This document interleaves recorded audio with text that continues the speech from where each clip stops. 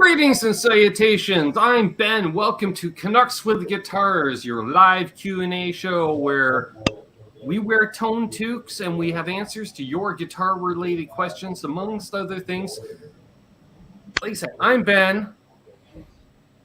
That's Tom. Taking clearly more than 20 seconds. Seems like just crash, bang, sure. And then we have Terry. Excuse me. Was it Terry Toiget? Terry need plumbing. In need of plumbing, yes. Great Vanzini. All right, I'm going to get three times. Let's get the roll call because I'm like people are jumping in and I'm like, hey, I'm like, call the roll, Ben. Call the roll.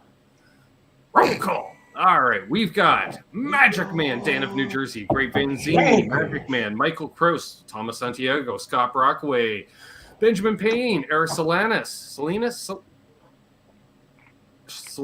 yeah.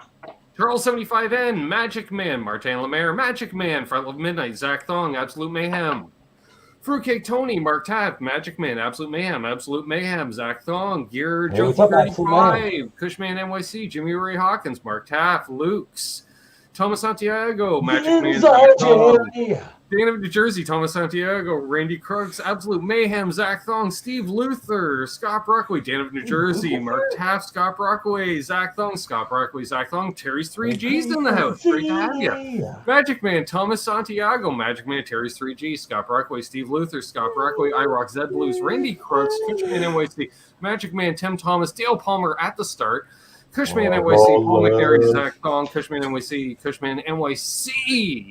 Pat Martino passed away, yes. Philadelphia native.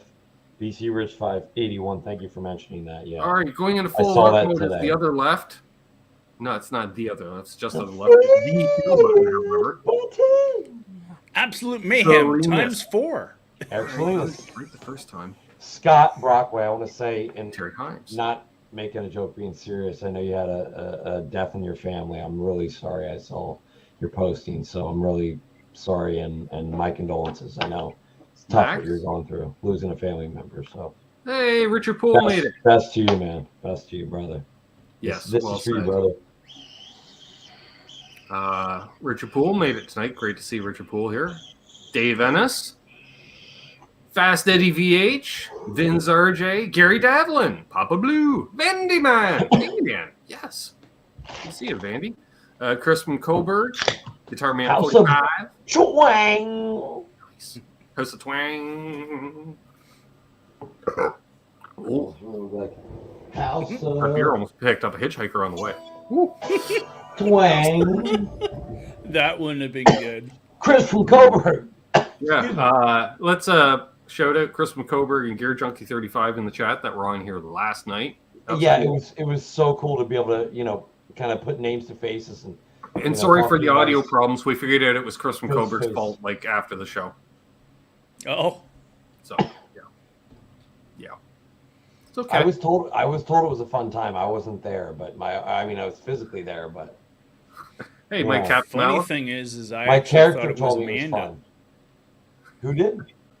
I said I thought it was Amanda causing the audio issue because I know she's on Wi-Fi. I thought it was me at first, but then I was able to suss out it wasn't me because I muted myself for like a good 3 minutes and it was still there. But and I'll say again, I thought you were coming on the show last night as Aaron. Oh, dude, I didn't have the hat and I didn't have time to get the glasses. Fair enough. So I got really sick. I mean, like. I didn't want to tell you guys, I was extremely sick last night. I had like double dose of Benadryl. Like that's why I was like more this than usual. I figured something was up. Dude, yeah. I felt like I had the flu. I had 102 temperature. I just didn't want to say anything. Ben could tell because I was that quiet. I know when you're on. Yeah. I think everyone else thought I was just super high, but I wasn't. I just felt like garbage. I felt like if I moved, it felt like someone was hitting me with a bat, but I didn't want to ruin the show, so I just didn't say anything. Where was it? But there it is. Yeah, the feel button. I always feel better. Howdy, Ben, Terry, Tom, and Tom's beard. I always feel better if I just kind of push through it, Yeah. So, but you're dealing. Asking, what's up with that beautiful Les Paul? That's actually my Jay Tercer, aka Jimmy J, aka probably as many gigs on that guitar as any guitar I own or have owned. As many as the Tellys, or did you never really gig the Tellys? I didn't gig the Tellys too much, the vintage ones. Yeah, I wouldn't have either, but well, it's not so much, it's just I stopped gigging. By the time the 71 was roadworthy, the band broke up. That was the problem. And it was there to replace the 67 because you can't have somebody walking off of that. T. Ricky's here. Awesome. Dwight Bailey. BC Rich's comment is hilarious. Oh, I was reading Benjamin Payne drank a lot of beer and spewed in his kitchen sink. Whose comment, sorry? BC Rich. Double Benadryl's like a day in the life of Courtney Love. Yep. Pretty much, right? Sure. Everything that we know of. I can neither confirm nor deny that. Yep. So we got 54 people in here. Topics of the show. Hey, Dwight. We're 10 minutes in, so those watching a replay don't have to watch the whole thing to find out the news, because I have a piece of news I teased last night before we went off air. So I got a text yesterday. Yesterday? It was yesterday, I think. I think it was yesterday. Let's go with yesterday. Amazing how I can't think one day back. We're going to go with yesterday. It's kind of par for the course for this channel. So I got a text from my buddy Mihai. Mihai's a drummer in the area. Hey, Papa Blue. Spent some time behind the kit for the Honey Badger outfit in the early days of the Honey Badger outfit, to wear like several months of rehearsals and then one gig. Then things didn't quite work out for whatever reason. I'm not saying exactly why, because I care. Mayhem found out. He said Ben's pregnant. So he messaged me. He goes, "Hey, what you doing?" I'm like, "Oh, not much." He's like, "I've been jamming for the last while with a guitar player and a bass player, and we're playing some stuff. And I was wondering if you would come out, have a jam." I'm like, "Oh." He's like, "Yes, I think we need to fill out the sound some more. It's missing something." And I said, "Oh, well, as far as I knew, like I had to teach him how to do a shuffle, because he's more into metal, which God love you. That's all. Metal. Bang, bang, No, bang, no bang, matter bang. what genre of music you play, Terry, get a metal drummer, because they know, they've been listening to Vinnie Paul, so they're like, oh, you don't need me. Go, no, you can just ease back. And so for them, it's like cruising in a Cadillac. They're like, for whatever else. Yeah. So I said, well, what kind of stuff are you playing? And he said, classic rock, a little bit of blues, perhaps. Oh, I see. All right, cool. He's like, what do you think? I said, all right. I said, when do you guys practice? And he said, Sunday afternoons. I'm like, that's not an option for me. All right. So we're meeting up on Saturday instead. He talked to the other gents, apparently, and he got back to me like an hour later. He's like, Saturday afternoon work for you? I'm like, sure. He says, now don't be bringing like a half stack, because we're playing in my basement and I don't have a ton of room. And I was like, full stack? Well, no, I'm thinking, Tom, I'm not bringing a roadie either. So obviously I'm not bringing a half stack. We're not bringing big equipment. I was thinking about doing a program and setting up like a full stack with a ton of pedals and everything in my basement, and just inviting all the guitar players from like the local school of rock over and just letting them feel what like a full stack feels like. You know what I mean? I agree. Like the comments. Hog Rotten says, I've been taking 6 Benadryls a night for 8 years. Hog's pacemaker was set for a tweaker. If I take one Benadryl, I'm like stupid for like 2 days. I still feel like an IQ of 80 today. Like I can't think straight. Yeah, so I'm not sure which amp I'm going to take. I don't know. So it could be a combo, could be a head and a cab. Not sure yet. Jimmy Ray, funny you mentioned that, because I mentioned off air to some of the panel last night that I was going to be doing this, and Absolute Mayhem was hanging out with us last night. He's like, "You should live stream it." And I said, "I'm not live streaming the first time I jam with some gentlemen, because first of all, I don't know what their talent level is. Two, I have no idea what they're playing for music. So, yeah, it could go great, or it could go horrible, or it could be somewhere in between." Dwight asked, "Do they have a PA just plug in there with some pedals?" Well, see, I would take, say, my Stomp, but Mayhem still is holding it hostage. So that's not an option. Bad Mayhem. My Stomp. My Stomp. You can use that, Max. It's like cruising in a Cadillac. You can use that. Papa Blue's got a full Past that, in stack. other words, no, I'd take a Two heads. 112 cab and. Nice, Papa Blue. What kind of heads do you have, Papa Blue? Hey, Just Lawrence. curious. LPD Pedals in the house. Papa Blue did have a question at 8:11. All right. Hang on. Scrolling back so we can highlight it. I remember the 8:11. first time I played my. I like that with the first timestamp because we got the time in the StreamYard chat, right? So I can. 8:11. All right, we're back to 8:11. 8:11. And who's Hey, Janice. who is it? Look, Papa Blue. Right. Papa Blue. All right. Lawrence of the Pedals enters the room. Before I get to this, though, what I was going to follow up was, I'm going to take a small amp, either a 112 combo or maybe my Greta head and a 112 cab, who knows. And then I'm going to put together a small pedal board, nothing too extravagant because, I don't know what I need to play. So but I will need to have a lead boost just in case, because I don't know if I'm there to play rhythm, lead, both, neither. I don't know. I hope it's not neither, because that'd be very quiet. So I'm going to put together a small pedal board, obviously heavily influenced by Lawrence, because why not? And that should be fun.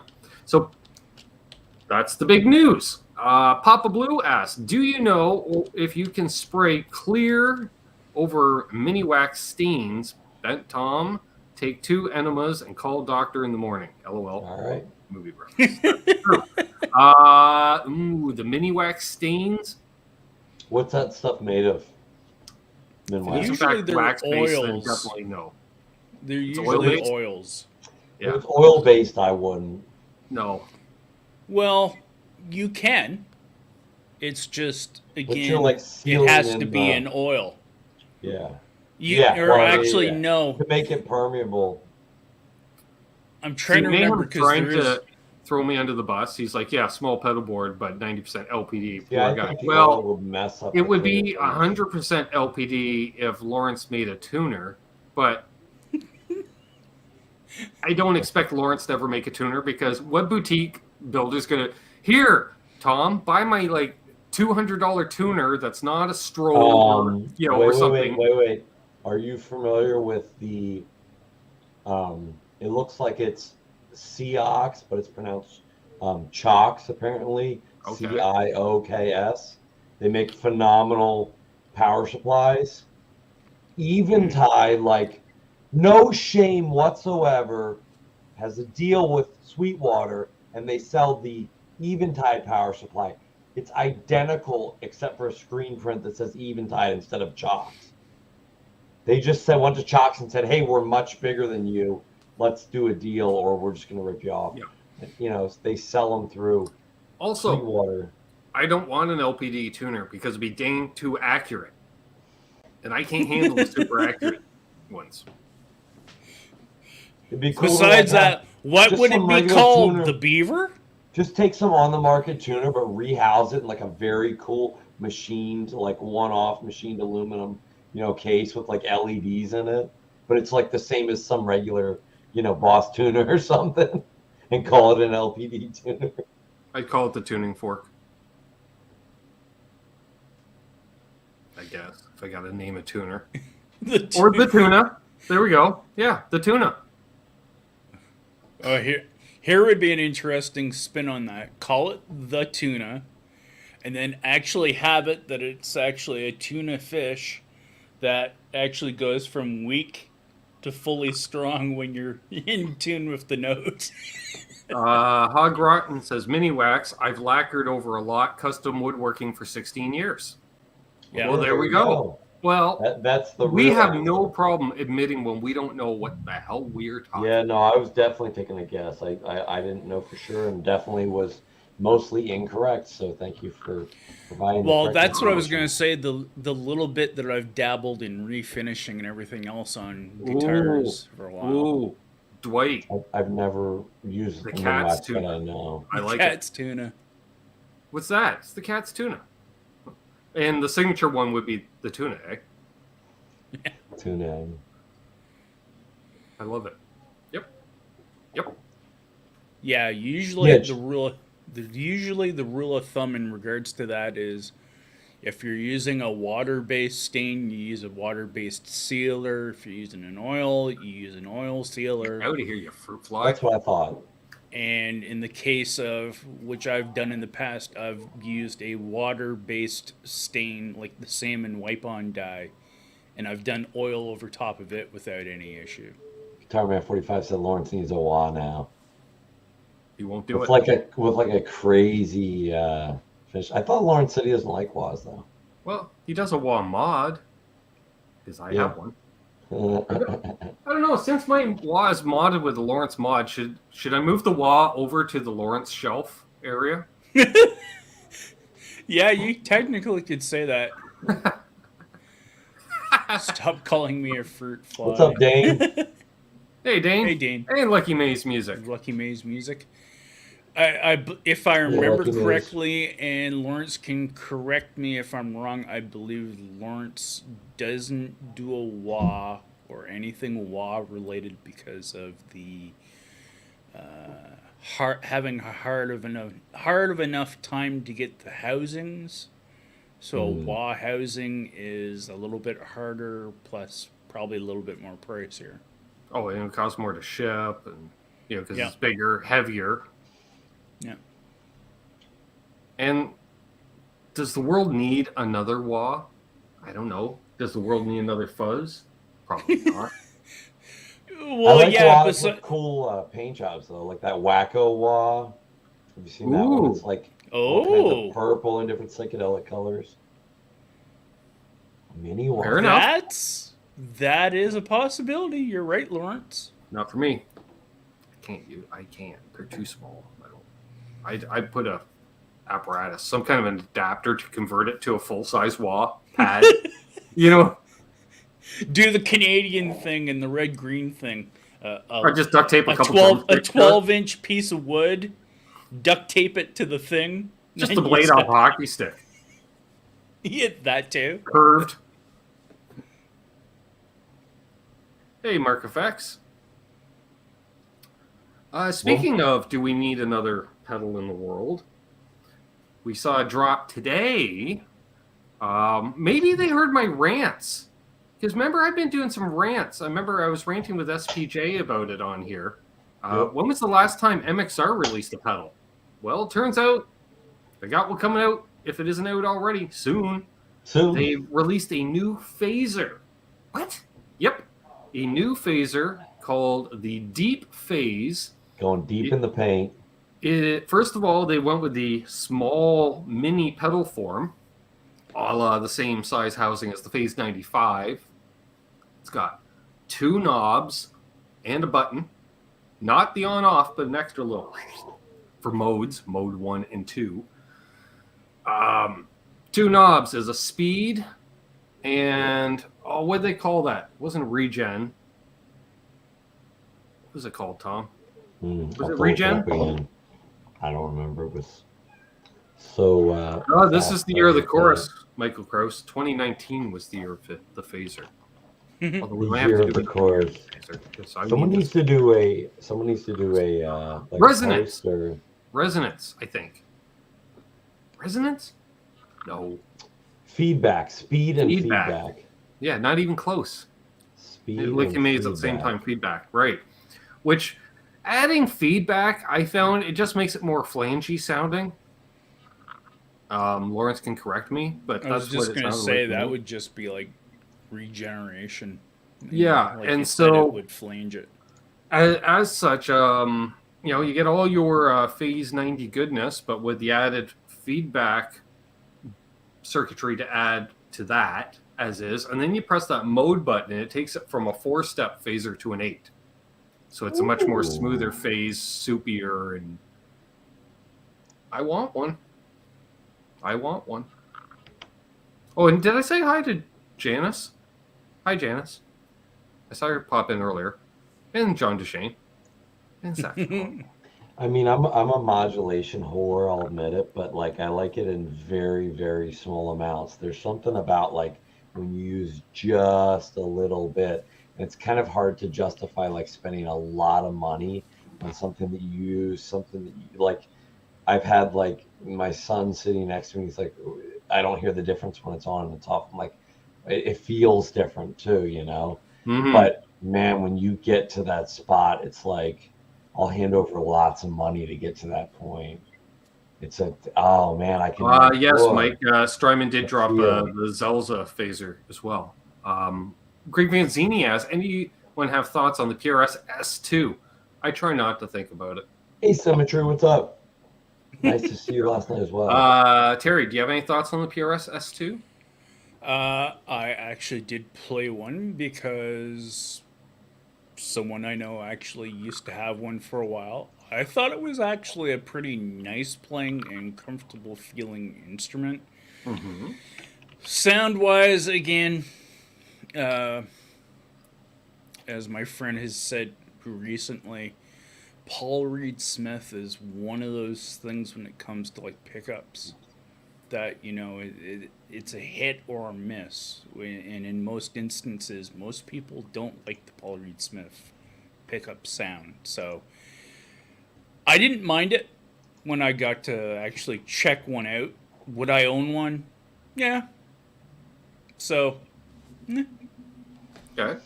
Tom, any thoughts on the S2?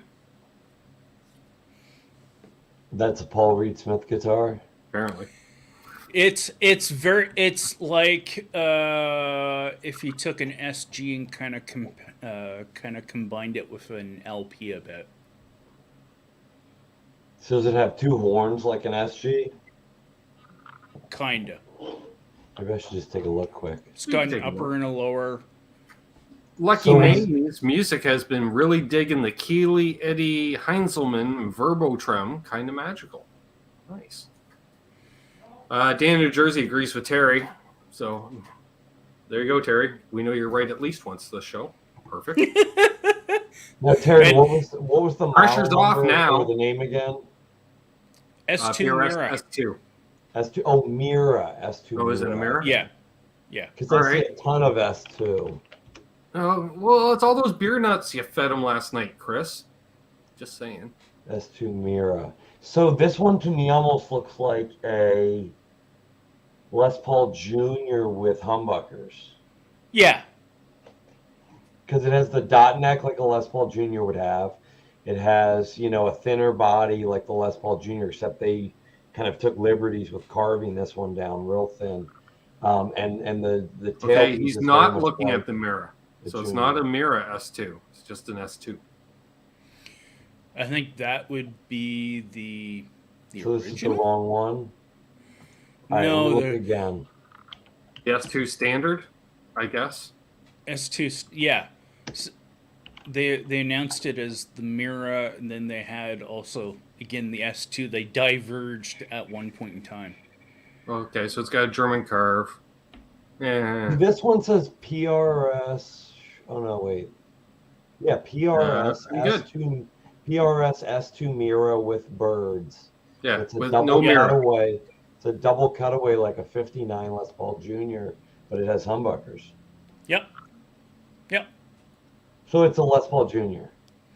Yeah, it's like I said. That's not the one though, Tom. The S2 standard is what you want. Oh, I looked up one of those too. It's a little bit different, but it's a little more stratty in its offset of the two horns. It looks like a combo of a Strat and a Les Paul to me. Yeah, even Lawrence himself said, I like Paul Reed Smith guitars, but severely dislike Paul Reed Smith pickups. Just my opinion. I just, if I don't like the way a guitar looks, I'm not even going to want to play it. I don't like the way they look. It's nothing against them. I played a ton of them because when I went to school for a while in Pittsburgh, There's a lot of kids that lived in Maryland. So all the kids that had money that lived in Maryland, they had tons of, 10 top, $4,000 or $5,000 Paul Smith guitars. And yeah, they played phenomenally. That was one thing I couldn't get with the pickups, which you could change them, but apparently you got to route them because they kind of have their fit exact to their own size, which makes sense if you're going to keep those pickups. Sure. But like the Music Man, you got to route it out then if you want to change the pickups. I didn't like that, and I just couldn't jive with like the look. I don't know. So we're getting some more knowledge from the chat. That's what I love about our chat. First of all, I agree, Lawrence. Yep, he doesn't hear that frequency. And so the S2 is a series of guitars at or below the CE, but above the SE. Yes, it was meant to be if you couldn't afford the regular Paul Reed Smith. Right. It did have a very like nasally quality. Like, yeah, I can see how you said it was muddy because the one I played was like, it was like if you turned the tone control the whole way off, but then you turned the treble up on the amp. So it was like this. What's up, Robot Master? Robot. Yeah, basically the S2 was the Paul Reed Smith that you could get for at $1,000 price point versus, their $2,000. Doug Strong likes his PRS. I just think they're trying to sell you an American made or sell you a nice looking Paul Reed Smith like they sell people nice looking Lexuses, but the actual inside components are garbage. Like I just think it's a really bad business practice when they do that. They're trying to sell this idea of luxury guitar Paul Reed Smith, but then they do stuff to cut costs, and I think you're better spending your money other places, but that's just my opinion. I don't, what do I know? But I really don't like. Anyway, I don't want to bash anyone, so I'll stop. It's okay, I'll do it. It's kind of a hybrid between a Fender and a Gibson, but not necessarily the best parts of each company.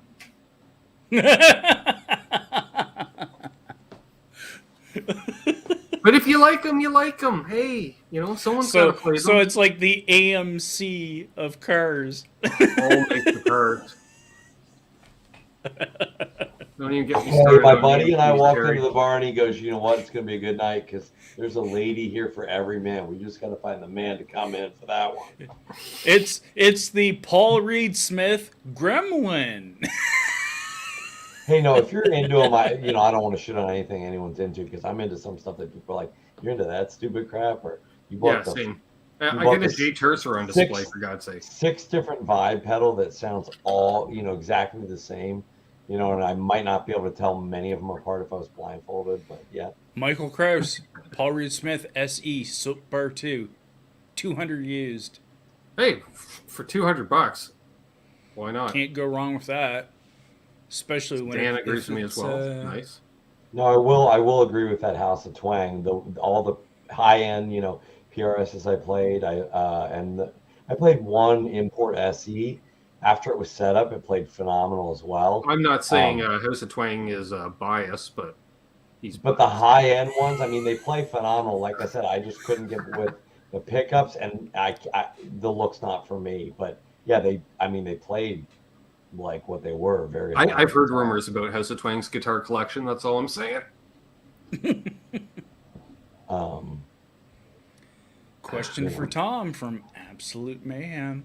What's up? Speaking of your college days, if you could go back in time and take one of your classmates' axe, whose would it have been? What was it, and what would you? And I don't know why. Who, what, why? Exactly. Whose axe? What was the axe? And why would you take it? My friend Brian, a very rare 1957 all gold, including gold back, neck, and body, factory all gold, 57 gold top, a real 57 gold top. That was just starting to green on the front. Which I would just be curious to see the condition of wood under all that paint. Because, the rumors from Gibson, if they painted the back of the neck, it's because you didn't want to see the back of the neck. Yeah. It was cool guitar. The neck was 57 gold. The neck was like almost like, a soda can, like cut off like real high like that. Yeah.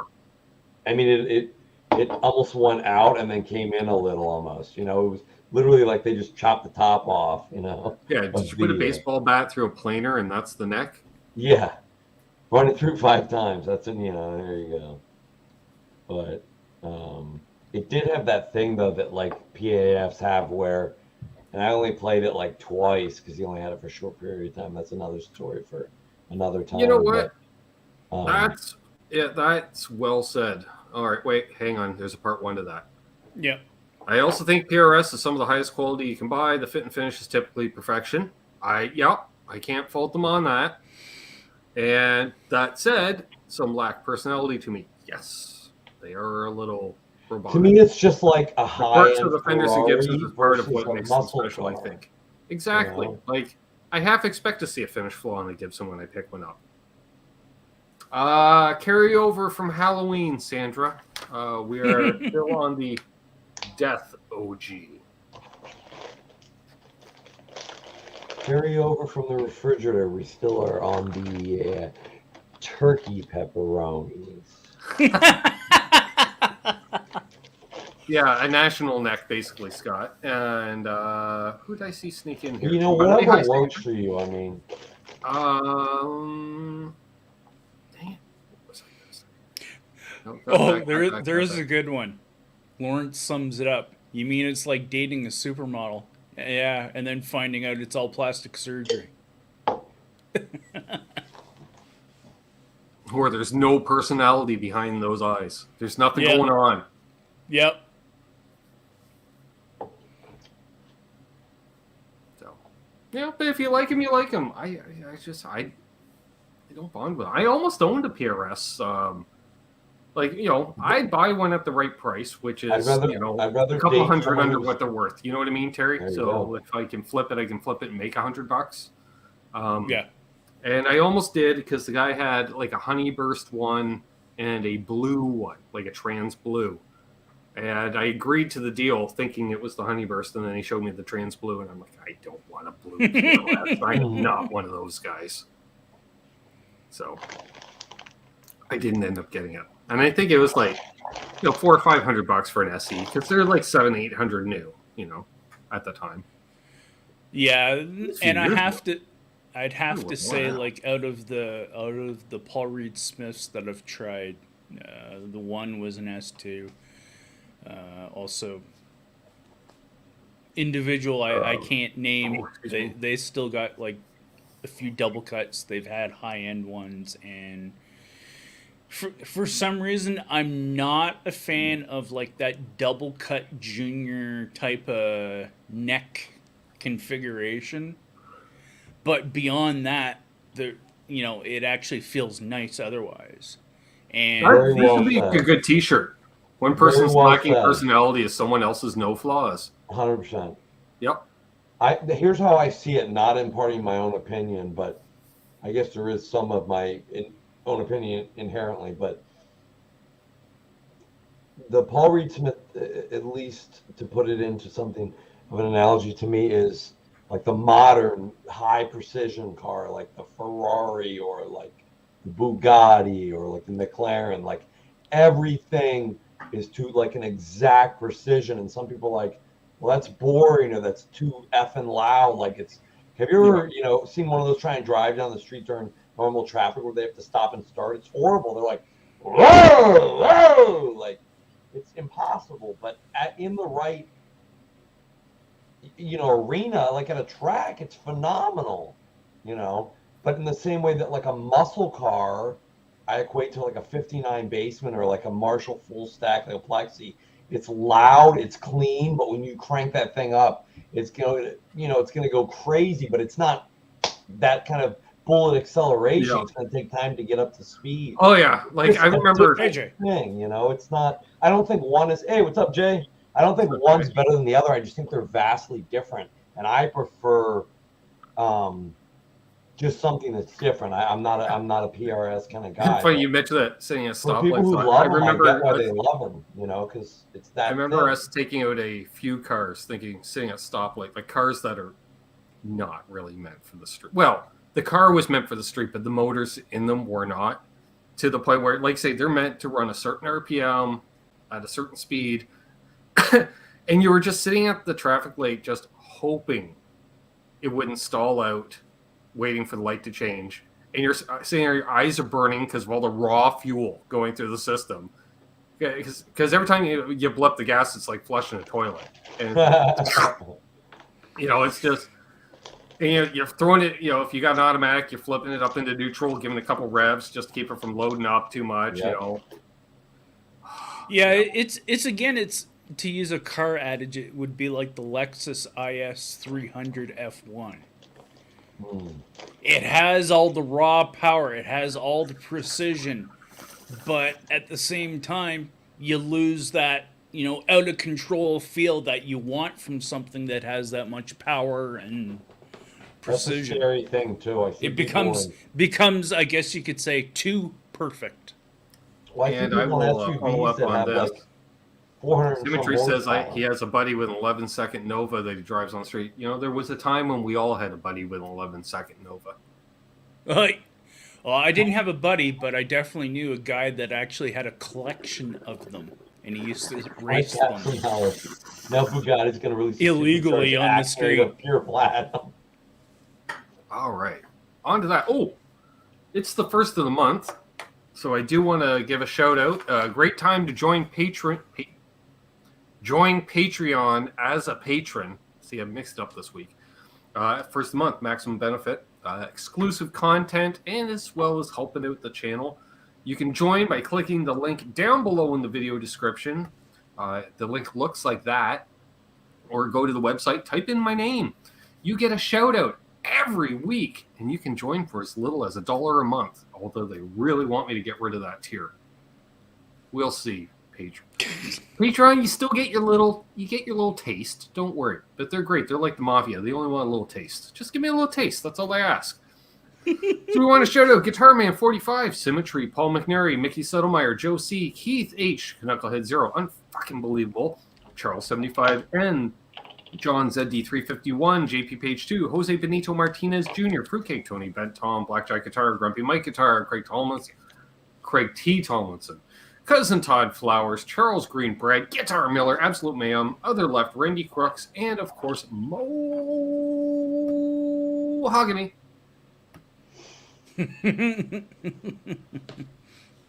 Kind of like Red Robin. That was more like 30 seconds. But... What's up, Bruce? James had a Nova. Everybody had Novas. It's actually funny because the guy in question I'm talking about, he had like about 3 or 4 of them. He was the guy that you couldn't beat on the illegal concession street races. Oh. Until a guy pulls up in a certain car with a V6 in it and says, like, I'll race you and I'll beat your ass. Yeah, right. Yeah. So sure enough, he does, but pulled up with Monte Carlo with the twin turbo mod. Or was it a Buick Grand National? Sorry, correct. Grand National. I know the car because it has the same 8th mile speed as a Ferrari. Yep. And that car literally smoked them like, I think it was like 6 car lengths. It was like you heard the Grand National go, and then you're standing there waiting. Then all of a sudden you hear the Nova coming by, and it's like, wow. I will say, I think every small town there's a little street racing here and there, but I'm not saying that I was in the northeast end of Toronto in the industrial area of town, which is now converted more into where Cosmo Music is located, that kind of vicinity. Lower Newmarket, if you will. Industrial area, Tom, and there was truck and trailers showing up, and they were unloading at that time. And we're talking in the late 80s, early 90s, $50,000 cars that were trailered in to street race. Nice. Yeah. They were basically full-blown drag cars. Yeah. Yep. Fun stuff. Good times. We did not race. We just watched.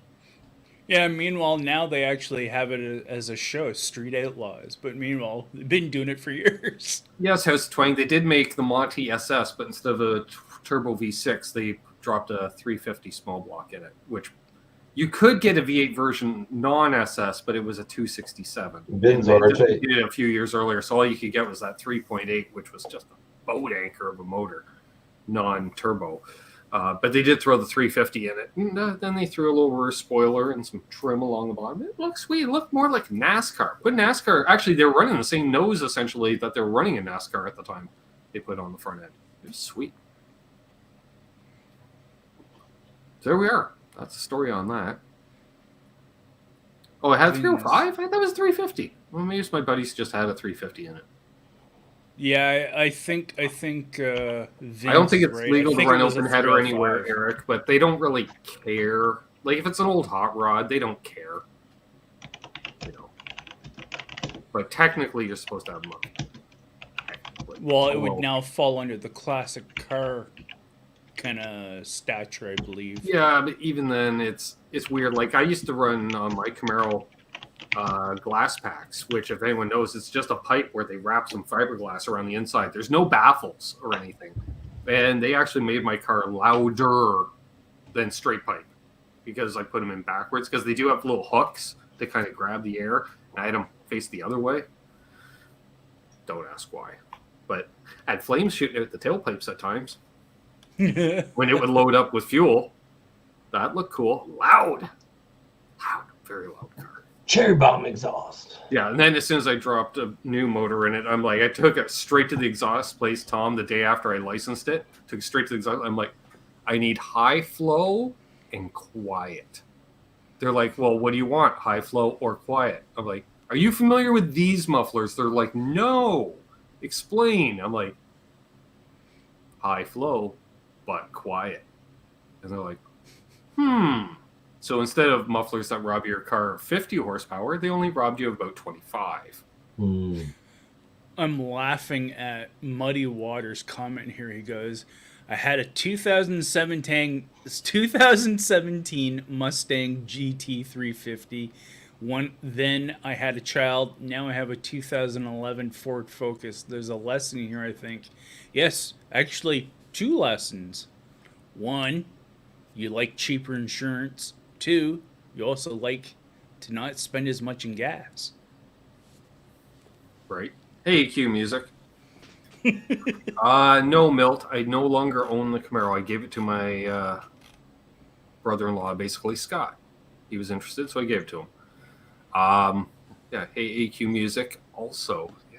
That reminded me of something. Mayhem said he almost bought an 87 a few years ago, but his 2011 Camaro was faster. 87. I didn't think an LPD 87 went up in price that much that it's worth as much as the Camaro now. I mean, I know it was worth more than a Klon last time I The only good thing about the 80s IROCs where they have a very low and wide stance. They did widen the stance by about 3 inches over the previous generation. And a lot of them did have the optional posies. Before we get back on track, I will say of interest in our car chat here, if anyone actually follows Snoop Dogg on Instagram, he actually revealed 2 cars recently. He has a Monte Carlo that is done in kind of like this kind of frosted pink with like gold rims and accents. It's actually pretty fucking nice. Yeah, but baby. The even more funnier thing was actually he actually got his wife a car almost identical, at least in color scheme, except his wife's, it was a older Mustang. Oh, cool. Like a 70s. No, sadly, Muddy Waters, no Camaro giveaways. Not this week, anyways. Milt, yeah, that was quite the motor we had Soapy build for us. He was a local motor builder that did all the most of the race motors for the local speedway. I'm like, well, since you're doing that, I'll just drop off a little something to have freshened up, if you will. And he's like, oh, we can have fun because I don't have to abide by any rules. I'm like, that's right, you don't. He's like, oh, let's have some fun. Like, he was literally, Tom, pulling pistons off the shelf, holding them up into cylinder heads, going, the valves should clear these. So the only problem was we had to run on basically race fuel. Boner Jams. Good evening, everyone. What time is the adult toy show and tell? Can I go first? This areola nostril stimulator is bananas. Let me show you. Why do I think that Boner Jams actually went to the AVN Awards in the past? Why not? It stays in Vegas. What happens in Vegas stays in Vegas, Terry. When you come in Vegas, I mean, what? Yeah, something like that. Very nice, Randy. Very cool. Yeah. Yep. And yeah, that as well too. Oh, speaking of car talk, if you want to hear more car talk, tune in at noon Eastern tomorrow for a lunchtime letdown show with NAS Canucks, featuring myself and cousin Doug, where we talk about the, good thing I didn't smoke this, the penultimate race weekend.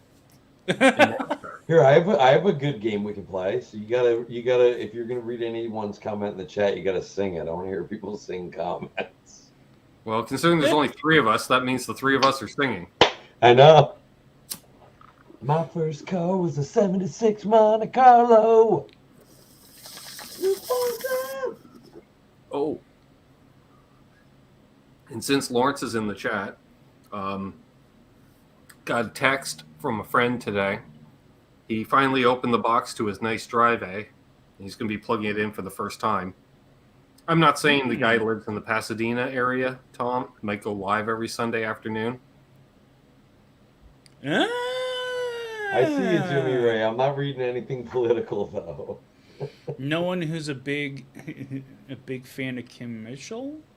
Perhaps. Perhaps. Oh, wait, I want to read So, yes, I haven't heard anything yet, so... I'll sing the first... I'm hoping he plugged it in, Terry, and it was so good that he's just lost track of time. Yeah. Because that was about 3 or 4 hours ago that we talked. So.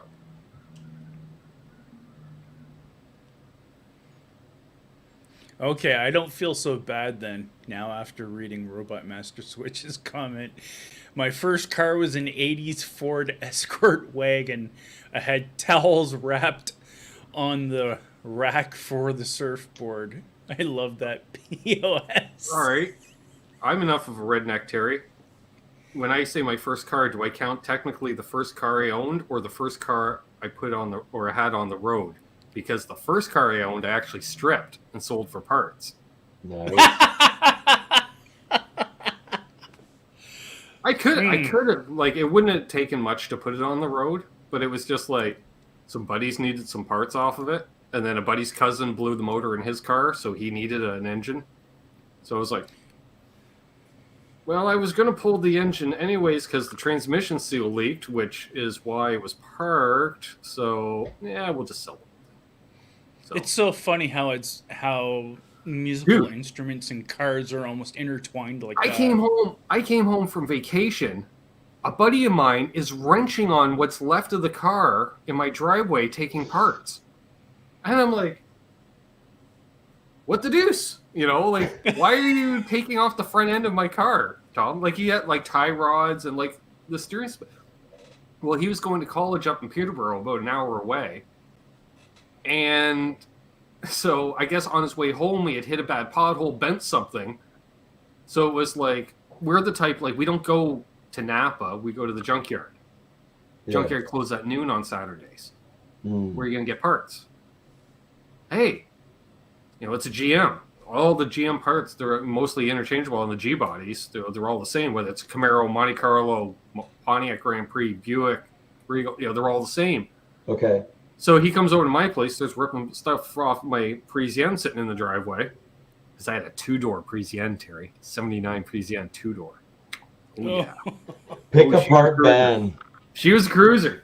So he needed parts, and the parts stores. But he could have went to Canadian Tire and bought the parts at retail. But who can afford retail? Struggling students. He went to Canadian Band. He just went, hey, he's got cars sitting there. He's not using those parts. Like, and of course I'm like, yeah, fill your boots. But it's just funny as hell. Like, hey, Sonia. Oh, Sonia. Yeah, it's just She goes to the junkyard for her Ford. She said. I remember I bought a Camaro for parts, and when I sent it to the wreckers, it had half a floor pan, the firewall, and dash assembly. But the roof was gone. Everything in front of the firewall was gone, Tom, including the frame, subframe, and everything gone. So nothing in front of the firewall. No roof, no interior, obviously. Dashboard into floor pan, one rear quarter, no trunk lid. You lucky you didn't crash, boy. The trunk floor. Oh no, I wasn't driving it because there was nothing underneath it. No wheels, no rear axle, no suspension.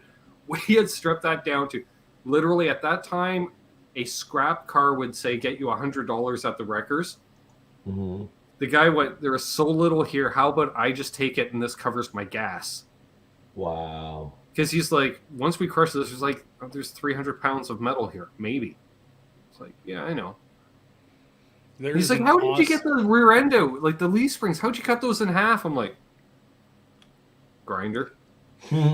There's another sawzall, but that was just eating blades, so we just used a disc grinder like a chop saw, and with leaf springs. That's smart, right? I've cut up an entire like a queen size or king size, one of those. I think it was queen size mattress because they won't take them, so I had to cut it up, and then I put all the metal in the recycling. It's effing ridiculous. Oh, that's it. If I could fold it up, if I had the ability to, I would have just thrown it in the back of the truck and took the scrapyard myself because I've done that a lot. They charge you like between $100 to $200 to take a mattress to the dump. Yeah. Well, unfortunately, I don't know if it is now. I haven't been out there in about 15 years, but there's one junkyard alumni back at one time owned by a family member of the Taft family because it's Taft's Auto Wreckers, Milt T and Mark. Cousins, I think, owned it or what have you. That was one of those junkyards you could still actually go into the yard and pull parts off a car yourself. Oh, yeah, nice. Nowadays, it's just a counter, and they have you need an alternator. They go in the back, they rip it off a car and pull it out and bring it to you. Yeah. But there, it's like you take your toolbox. They're like, be aware of we're crushing cars today. Stay away from this part of the field. Okay, or they'll say, what are you looking for? And you're like, oh, I need a Ford part. Okay, we'll go in. Second row on the left is, and then there's like 50 wrecked Fords stuff. So you're like, all right, we did that for years. That's how we got all the parts for our stock cars for years. Literally junkyard parts, just like back in the day. Yeah. Loved it. Hated it, but loved it. Hated it, but loved it.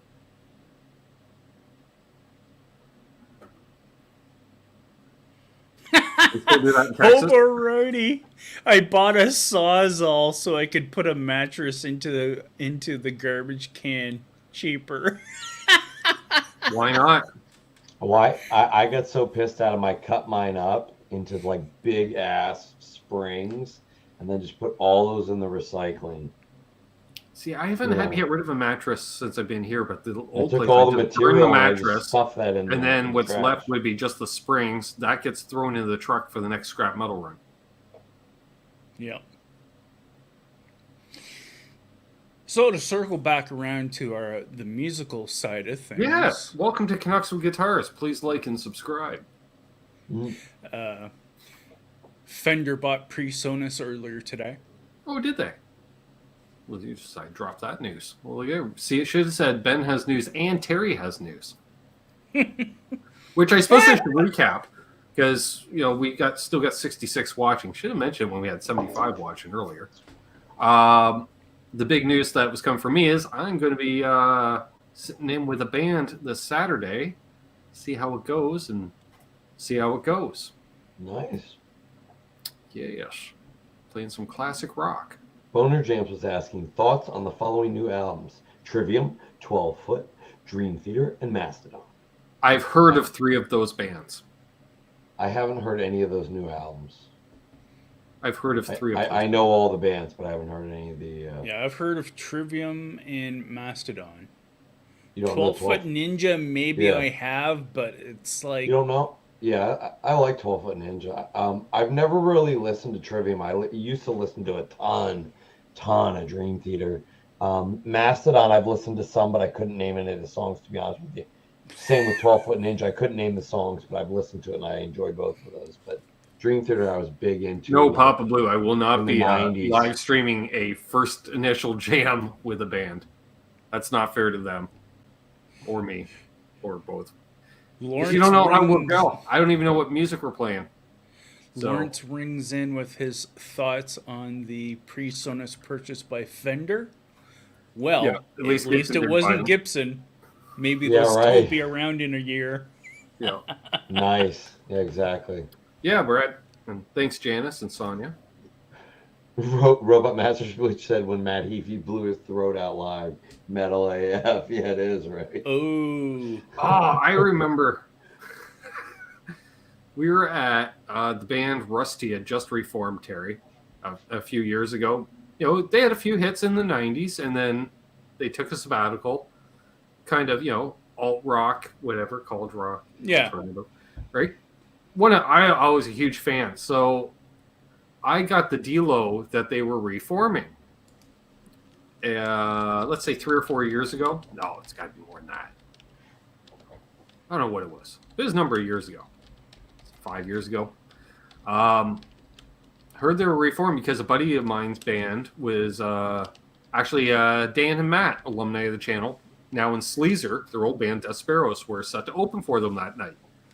So they're like, yeah, we're selling tickets, blah, blah, it's one of those deals, because, it's Kingston, which is all pay to play in Kingston, whatever. But he's like, yeah, we're playing with Rusty. I'm like, give me a bunch of tickets, because I know a bunch of folks that want to go.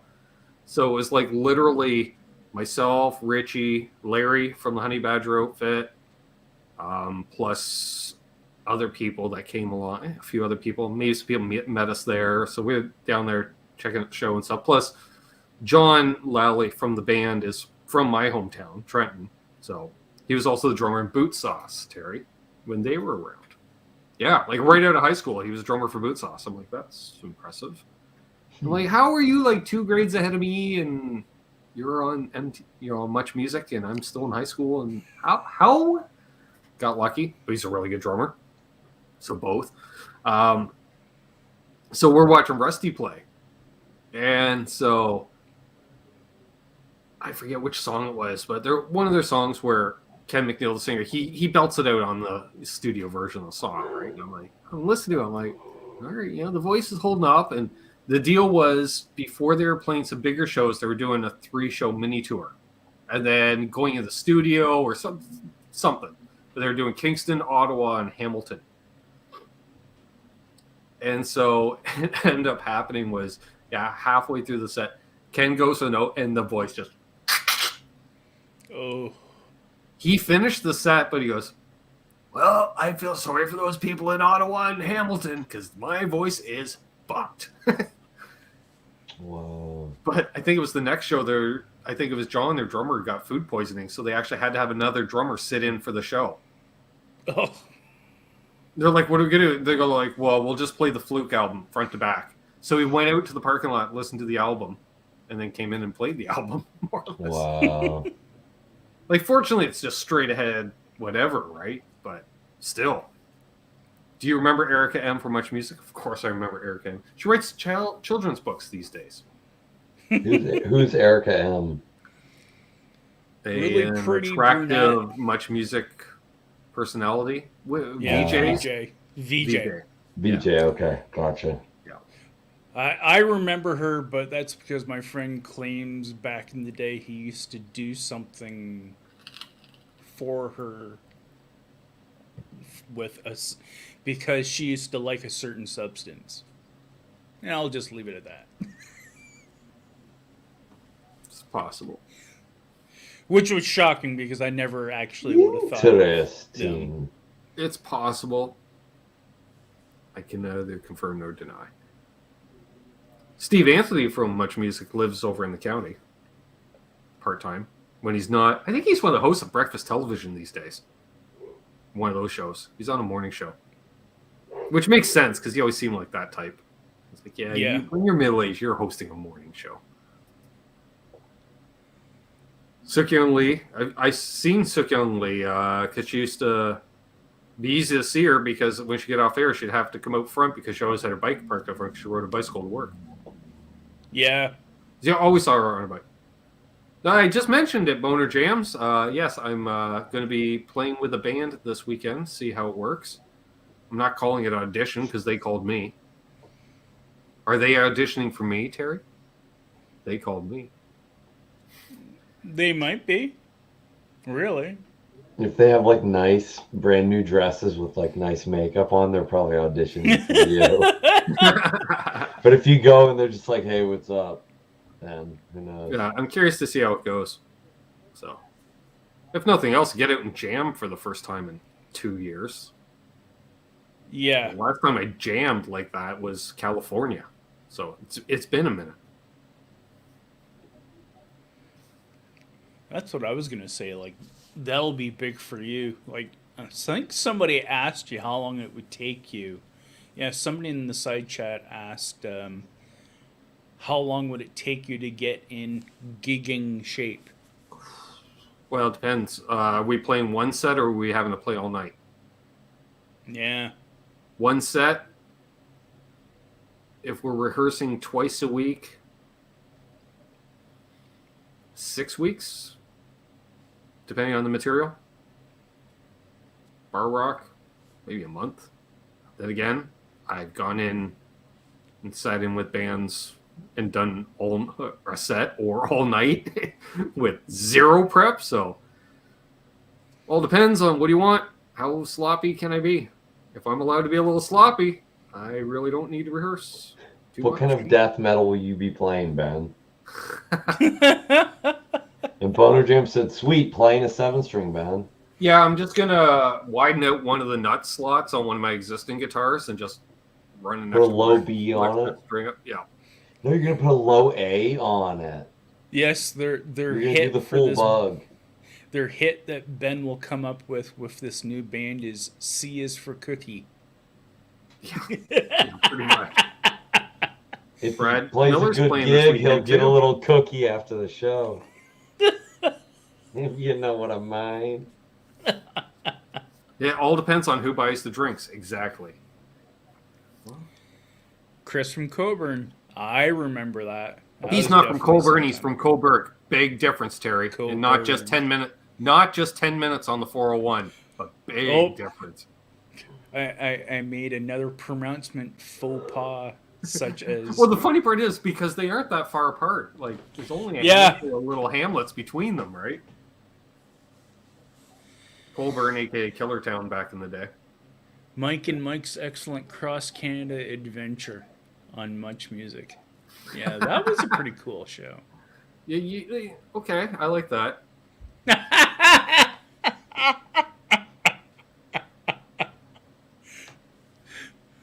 B is for brownie. That's good enough for Ben. Yeah, I don't even know if they have a singer. I'm curious. Like, are they expecting me to sing? Like, what's up with that? Because there's like literally like 3 or 4 songs I'll sing live. You know, it's like, I don't know. I do Rocky Mountain Way, Keep Your Hands to Yourself. Honeymoon Suites, New Girl Now. I'm just trying to think of songs I actually know most of the lyrics to as of now. That's what I was just gonna say. If you really want to screw with them, Yeah. you could do. All right, so apparently 3 songs. If you really want to screw with them, you could break out into "It's Bud the Spud in the Big Black Mud." I know 0 Stompin' Tom, unfortunately. I've listened to a lot of Stompin' Tom, much to my father's chagrin, because Dad hates Stompin' Tom. And, Yeah. you know, traditional, what we would refer to as East Coast music, Dad is not a fan. I was like, really? But you're a musician? He goes, I know, but yeah. That's where he was the wrong roller down there when everyone else is playing kitchen music, you know. Why are you playing everything at 3/4 time? Because that's what the songs are in. Can we play in a key other than C? No. Everything's C, F, and G7th. What's kitchen music? Oh, kitchen music? Oh, that's because the party in the kitchen, right? So everyone sits around and plays. So it's traditional Celtic folk music, I guess. It's like Appalachian music Yeah, down it's, here. yeah. I would say It all comes folky, from the yeah. Celts. Yeah, it all comes from the. That's what everything's in the key of C. Yep. You know. Because then you don't have to worry about any sharp. You don't have to play any of those evil. Yeah, everything sounds like a cross between I don't know bluegrass and a sea shanty. Yeah. You definitely would not. You definitely would not hear that in the kitchen. Let Your Backbone Slide by Maestro Fresh West. Do. Let your backbone slide. Who later just went by Maestro. Yeah. You can't play any of those. Canada's MC Hammer. Or flat fives.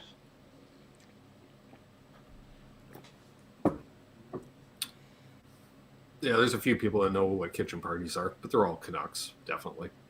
Canucks, some East Coasters have infiltrated their family and or neighborhood in some way, shape, or form. Sounds very much like an Appalachian kind of gathering, the way they have them.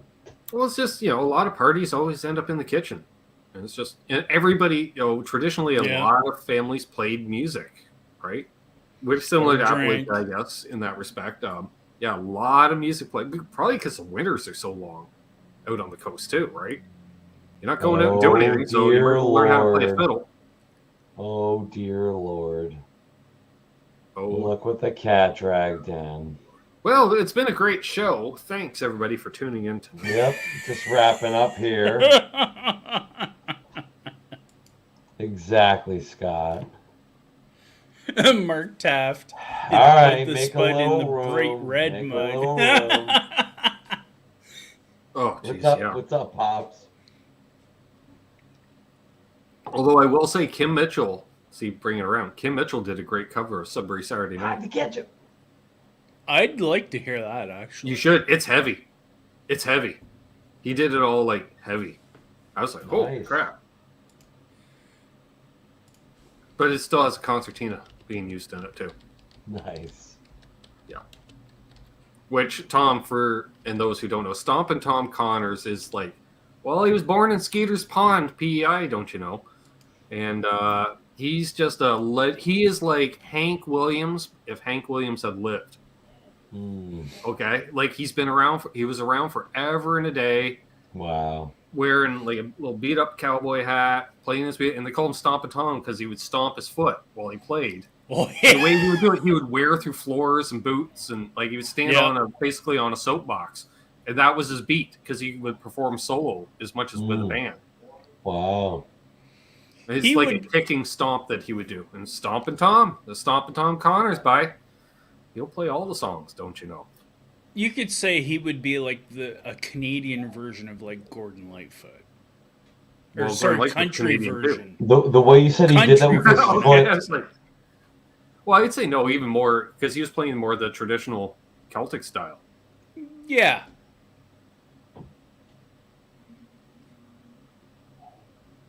That's true, House of Twang. Newfoundlanders are some of the best people anywhere. Yep. Hard working they are. Strain of the day. Death OG. Randy Crooks. Birthday cake from Randy. Goji OG. I like that Kush, baby. You gotta have that good Kush.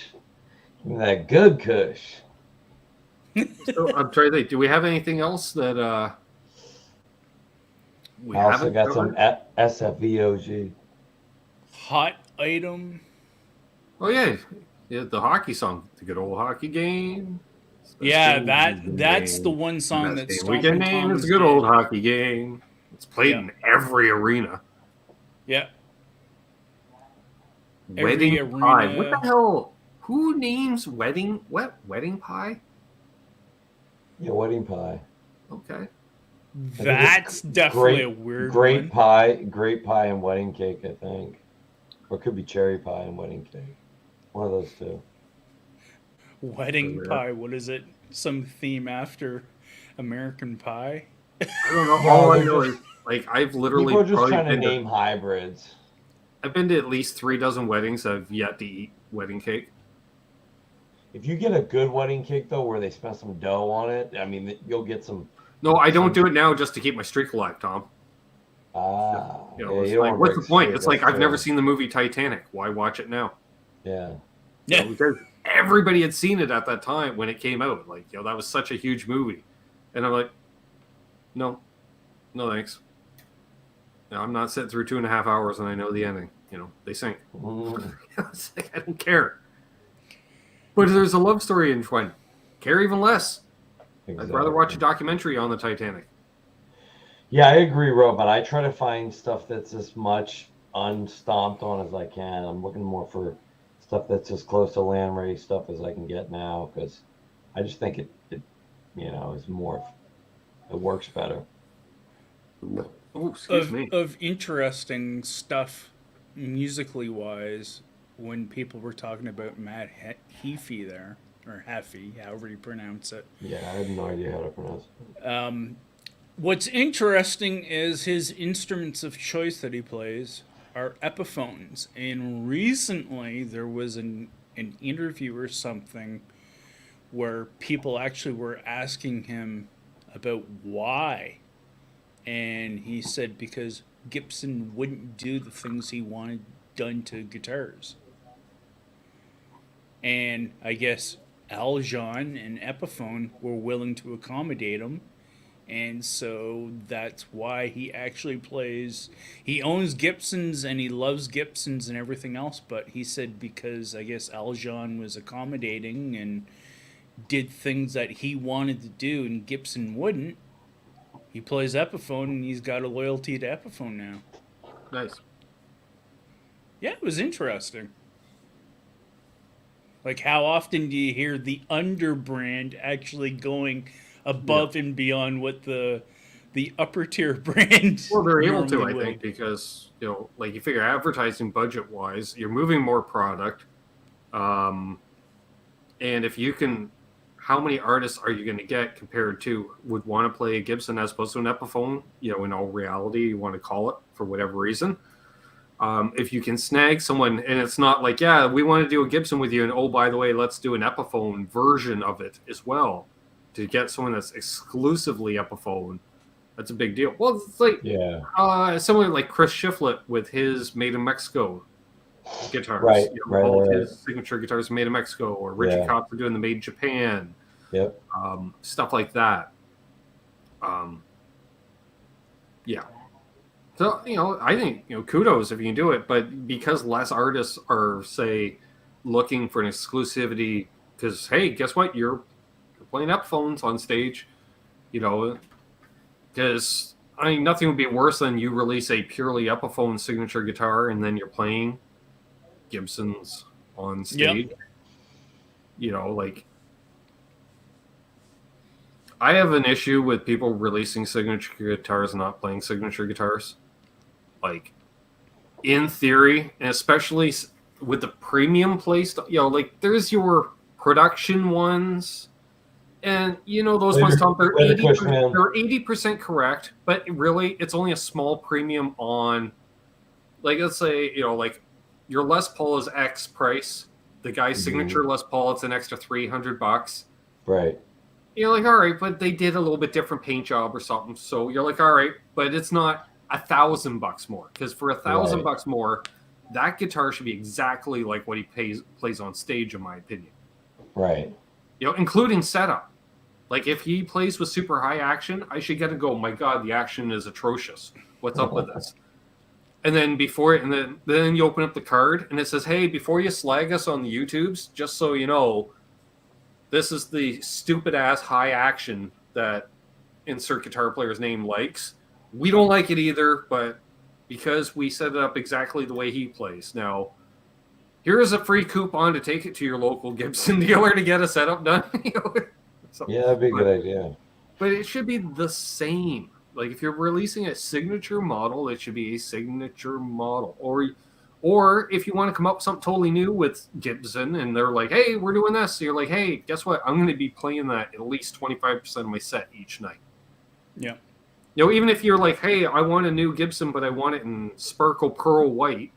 They're like, well, we don't do Sparkle Pearl White. Well, you're like, well, you are for me. I'm like, all right, well, we're only tacking a $300 premium on the guitar, and you're like, all right, fill your boots. I'm only playing it 3 songs a night. Fine. Yeah. Hey, Eddie Van Haskell. What's up, Eddie Van Haskell? Hey, Eddie and Knight Cushman. So yeah, I mean, it's interesting, you know, going down that aspect, like, you know, like you said, another one would be like the Epiphone White Lightning or whatever there that, what's his name, Thayer has for Kiss. It's Epiphone and it's not Gibson, and it's like, eh. Yeah, but it's an imitation Ace playing an imitation Les Paul. That was my joke always. When Tommy Thayer has signature Epiphone guitars, of course he does. He's an imitation Ace. He shouldn't have Gibsons. He should have Epiphones. Yeah. Replica Ace should have replica guitars. Well, because he's not Ace, we gave him the Epiphones. You know, and that's as much a dig as anyone else. But yeah, apparently he's a good guitar player. I don't doubt that he is, you know, but you're the one that's playing that role for a long time, and you were douchey about it long before Ace left the band. Because you were Ace's tech, yet apparently you had no problem putting on the costume if Ace was running a little late. Doug Strong in the chat says, sold my Silver Sky. I didn't see it as a Mayer signature. I saw it as a Paul Reed Smith making a 63 Strat. I'll take that quality all day. I like Eddie's comment. I want a new Gibson, Angry Scotsman plaid. I'm not sure what that would look like, but I'm really curious. Yeah, Gibson would do it. Except you know what it would be? Yeah, custom shopping $10,000 later. I was gonna say, so what is the current Epiphone artist lineup? You got Richie Faulkner, James Nicholson, the third person. I don't know. Jared Slash, Bonamassa. Yeah, no, I don't count them. They're not exclusive. Dappy. Oh, Eefy. Right, Eefy. Right. Eefy. That's it, though, right? Maybe George Thorogood, because he apparently has ditched all his Gibsons and now all he's playing is the Epiphones. Huh? Maybe that's a spite thing. He said that in a recent interview, and I was like, Interesting. Really interesting. That is interesting. And what he said in his comments about it was, he said, you know, the quality is pretty much there with the Gibsons. The biggest thing for him, though, and that's exactly why I have not seen Kiss in the last 20 years. No, it's just sorry, Gene has just soured me so much that sorry, I'm not giving you any of my money. Sorry. So I just Thorogood also said in that interview why he's gone to the Epiphones is he said ultimately at the end of the day the cost to repair the Gibsons, to keep doing the maintenance on the Gibson versions of those guitars. It's because those guitars are worn out. Like, yeah, he needs to retire them, and he's too cheap to buy new Gibsons. That's a good point too. Plus, George he isn't making arena money or stadium money. He's making county fair money. Exactly. And I'm pretty sure Thorogood has played around here numerous times in the last few years. Yeah. I think Jared James Nichols is Epiphone only. He does have a Gibson signature, I believe. Jared? But most of his stuff is Epiphone. He does have one? I don't think he has one. I don't think he has a Gibson one. If you can show it to me. I thought all the text says he only does it, but he owns Gibsons. He does own Gibsons. He owns them, but I thought that they actually did do a limited run of Gibson signatures. Oh, they might have. I'm just asking. I have no idea. But otherwise, yeah, he's. Chris mentions just Epiphone as well. Yeah. Well, I mean, he plays a lot of them live, but I don't think he has any models. Gretch Zeppelin was asking me what is the guitar with the white headstock behind me?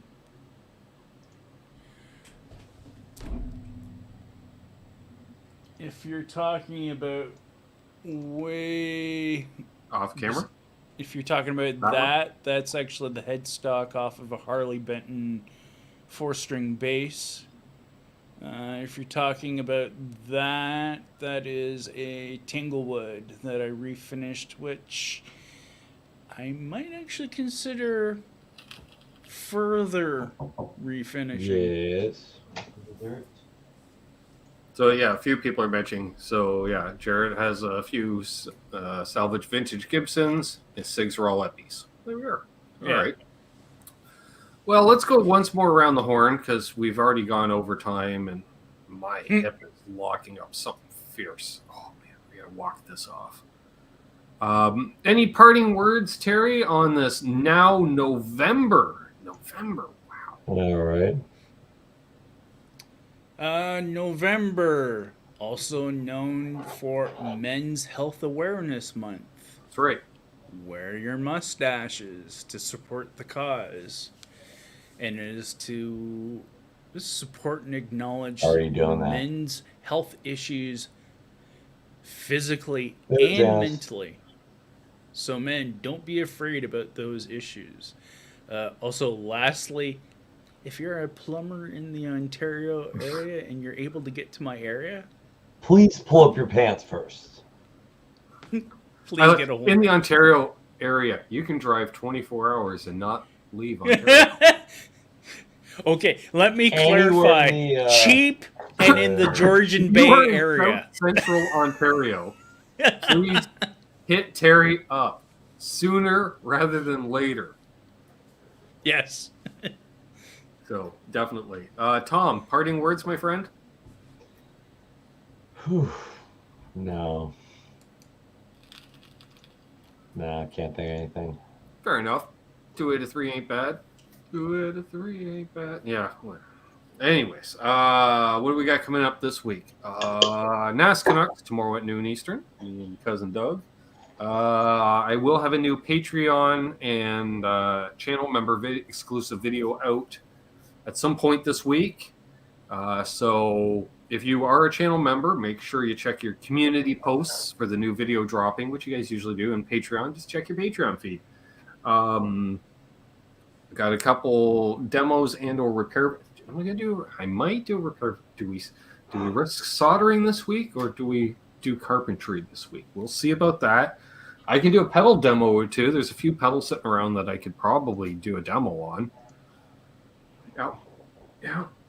Could do that, I suppose. Or we could do a video on building yet another pedal board for the jam this Saturday. Who wants to see that? Type 1 in the chat, 51 of you. If you want to see another video of me putting together a pedal board for the pedal video on the pedal board that I'll be putting together for the jam this weekend. How does that sound? Did that make sense? Sounds about right. Okay. John, a new erotic feature with Ben Coombs. All right. Well, we got everyone's voting for burnt fingers. Not me. The next one. I don't know if I do the soldering video, I got to knock that out tomorrow because that gives me my fingers time to heal before Saturday. Yeah, that's true enough. Aha. Yeah. So maybe I won't be doing a soldering video this week. We shall see on that. What else do we have happening? Thursday night, 8 p.m. over on the David Nesdall channel. Guitar Town Hall. New name for the channel. I couldn't say it on the show last week when plugging it. So, new name, David Nesdall, myself. Do we have a guest this week? A definite maybe. Solid maybe. A solid maybe. But then again, we pull in people during the show, too. So, we'll see. I do know there's a topic. One of the topics we'll be discussing this week is how much your rig varies between playing a set of originals versus cover tunes. because there is a difference. So other than, yeah, smell the heat. Exactly, other left. Smell the heat. Other than that, yeah, please like and subscribe. Again, if you want to become a channel member, click the join button or Patreon down below. And as always, hold those doors open. Let that lady in. Heady in traffic. Do good things, and good things will happen to you. Why? Doug's wife is real. Yep. And until next time, that's Tom. That's Terry. I'm Ben. This has been Canucks with Guitars, your live Q&A show where I wear a toque and answer questions. Don't let her.